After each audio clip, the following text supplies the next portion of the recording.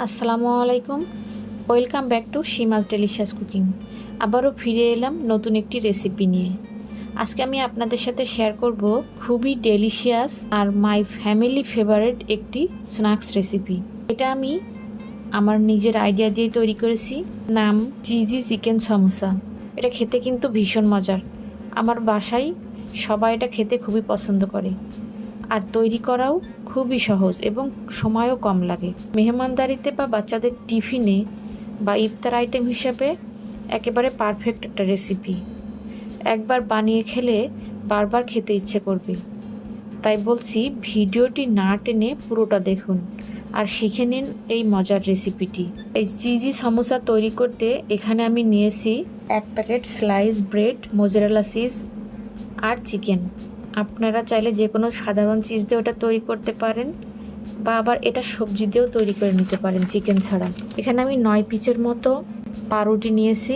এর সাথে আরও নিয়েছি 1 কাপের মতো চিকেন ছোট ছোট টুকরো করা, 1/2 কাপের মতো পেঁয়াজ কুচি, 1/3 কাপ ধনিয়া পাতা কুচি, 1 টেবিল চামচ চিলি ফ্লেক্স, 1 চামচ লবণ আর 1 চামচ সয়া সস। সাথে আছে চিজ। চিজের পরিমাণটা আপনারা আপনাদের স্বাদ অনুযায়ী ব্যবহার করবেন। এখানে চুলায় একটা প্যান বসিয়ে দিয়েছি মিডিয়াম টু লো হিটে। এটা দিয়ে এর মধ্যে সামান্য একটু তেল দিয়ে দিলাম। এর মধ্যে দিয়ে দিচ্ছি পেঁয়াজ কুচি, একটু পর দিয়ে দিচ্ছি 1 চামচ আদা রসুনের পেস্ট। আদা রসুনটাকে আমি আগেই একসাথে বেটে রেখেছিলাম।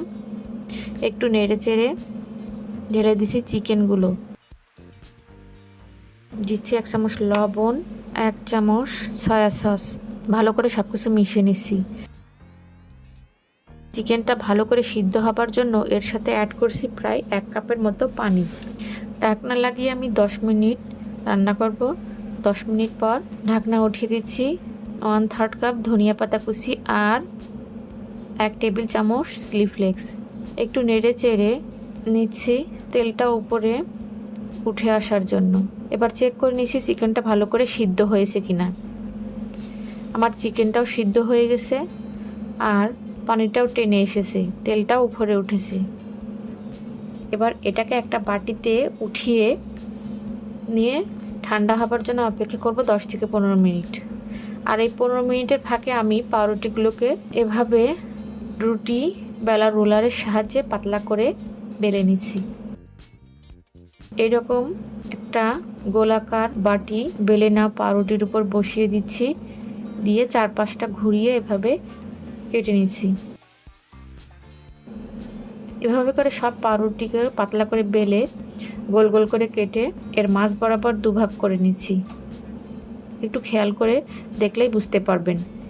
দেখুন, আমার সব পাউরুটি বেলা শেষ আর এইভাবে মাঝ বরাবর করে আমি কেটে নিয়েছি। কতটা পাতলা হয়েছে পাউরুটিগুলো দেখুন। এবার যে চিকেনটা আমি রান্না করে রেখেছিলাম ওটা ঠান্ডা হলে আমি এটাকে হাতের সাহায্যে ডলে একটু ম্যাশ করে নিচ্ছি। দেখুন, ম্যাশ করে একেবারে কিমার মতো করে নিয়েছি। এখন এর সাথে অ্যাড করছি প্রায় 1/2 কাপের মতো চিজ।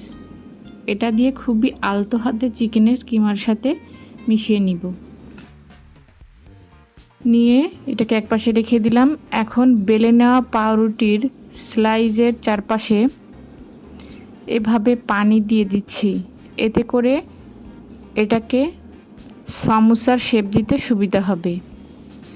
এবার এটাকে সমোসার শেপ দিয়ে এর মধ্যে দিচ্ছি চিকেনের পুরটা, দিয়ে নিচের পেটিটা চেপে বন্ধ করে দিলাম। এভাবে করে আমি সবগুলো সমোসাকে বানিয়ে নিয়েছি। আমি এখানে 9টা বানিয়েছি প্রথমে, হাতে সময় ছিল না বলে। দেখুন, বাকিটা একটু পরে আবার বানিয়ে নিব। এবার একটা বাটিতে 2টা ডিম ভেঙে ফেটিয়ে নিয়েছি আর একটা পাত্রে নিয়েছি ব্রেডকাম। তৈরি করে নেওয়া সমোসাগুলোকে এবার ডিমের গুলায় চুবিয়ে ব্রেডকামে মাখিয়ে নিয়ে সবগুলো একে একে করে গড়িয়ে নিচ্ছি। নিয়ে এটাকে আমি 15 মিনিটের জন্য ফ্রিজে নর্মাল টেম্পারেচারে রেখে দিব। 15 মিনিট পর ফ্রিজ থেকে বের করে এনে চলে যাচ্ছি ভাজতে। চুলায় মিডিয়াম টু লো হিটে একটা প্যান বসিয়েছি এবং ভাজার জন্য যথেষ্ট পরিমাণ তেল গরম করে নিয়েছি। এর মধ্যে এবার সমোসাগুলোকে ছেড়ে দিচ্ছি। এই ফাঁকে আমি বাকি যে স্লাইস করা ব্রেডগুলো ছিল সেগুলো দিয়ে সমোসা তৈরি করে ফেলবো। এটা ভাজতে বেশি সময় লাগে না, 3 থেকে 4 মিনিট ভালো করে ভেজেই রেডি হয়ে যাবে খাবার জন্য। এক পিঠ ভাজা হলে আরেক পিঠ উল্টে দিতে হবে। একটু হালকা ব্রাউন করে ভাজা হলে এগুলো আমি একটা কিচেন টিস্যুর উপর উঠিয়ে নিচ্ছি। এতে করে এক্সট্রা যে তেলটা থাকবে সেটা টিস্যু অ্যাবজর্ব করে নেবে। এবার আমি আপনাদের পরিবেশন করে দেখিয়ে দিচ্ছি। আমি উপর দিয়ে একটু মেয়োনেজ দিয়ে পরিবেশন করে দেখিয়েছি আর ভিতরে একটা সসের বাটি রেখেছি। একটু কাছ থেকে দেখিয়ে দিচ্ছি দেখতে কেমন হলো। আমি আপনাদের একটু ভেঙে দেখিয়ে দিচ্ছি ভিতরটা কেমন হলো। দেখুন ভিতরের চিজটা কত সুন্দরভাবে গলে গেছে। এটা খেতে কিন্তু ভীষণ মজার, একেবারেই পিৎজার মতো লাগে।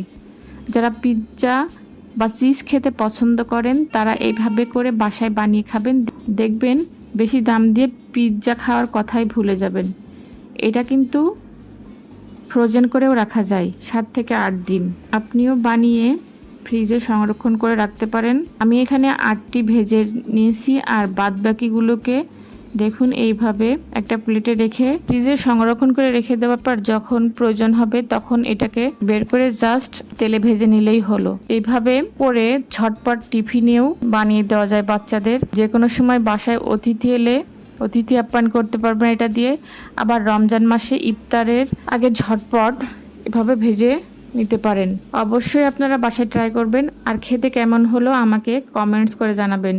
ভিডিওটি যদি ভালো লাগে থাকে তাহলে অবশ্যই একটা লাইক দিবেন, ফ্রেন্ডস অ্যান্ড ফ্যামিলির সাথে শেয়ার করবেন। আর চ্যানেলের নতুন দর্শক হয়ে থাকলে আমার চ্যানেলটা সাবস্ক্রাইব করে রাখবেন আর পাশে থাকা বেল বাটনটি প্রেস করে রাখবেন, যাতে করে আমি নতুন কোনো রেসিপি দিলে আপনারা সাথে সাথে নোটিফিকেশনে দেখতে পারেন। সবাই ভালো থাকবেন। আজকের মতো এ পর্যন্তই। দেখা হবে পরবর্তী ভিডিওতে। ততক্ষণ পর্যন্ত আল্লাহ হাফেজ।